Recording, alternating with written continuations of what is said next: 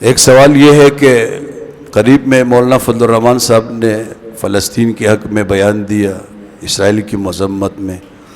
اس بیان میں مولانا فضل الرحمان صاحب نے یہ فرمایا، فلسطین کے مسلمانوں کو، مجاہدوں کو نصیحت کرتے ہوئے کہ جنگ کے موقع پہ عورتوں کا خیال کرے، بچوں کا خیال کرے، بوڑھوں کا خیال کرے۔ اس جملے کو لے کر، اس ٹکڑے کو لے کر میں صاف لفظوں میں کہوں گا، پی ٹی آئی والوں نے آسمان سر پہ اٹھایا ہوا ہے، کہتے یہ یہودیوں کا ایجنٹ ہے۔ کس کا ایجنٹ ہے؟ یہودیوں کی حمایت کر رہے، یہودیوں کی حمایت کر رہے۔ آگے پیچھے بیانات چھوڑ دیے کہ جس میں مولانا نے فرمایا کہ ہم حمایت کرتے ہیں اور یہ تاریخی معرکہ ہے، فلسطین کے مسلمانوں نے تاریخی معرکہ جو ہے وہ لڑا ہے، ان کو کاٹا چھوڑا صرف اس جملے کو لے۔ لیکن یہ تو میڈیا کے دور ہے، بات معلوم ہو گئی۔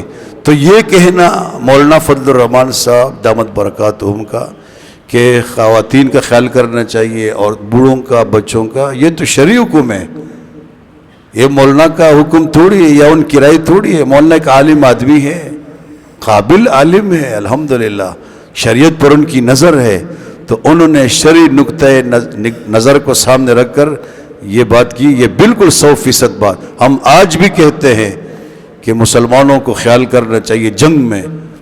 اور میں نے ایک ویڈیو دیکھی جس میں یہ بتایا گیا تھا کہ ایک فلسطینی مجاہد ایک گھر میں گئے اور وہاں پہ خاتون تھی، ان کی 2 بچیاں بھی تھیں، تو وہ خود بتاتی ہے کہ انہوں نے ہمیں کچھ نہیں کہا، یعنی کئی وقت ہمارے پاس رہے، ہمیں نہ مارا، نہ پیٹا، نہ ہماری عزت کو ہاتھ لگایا۔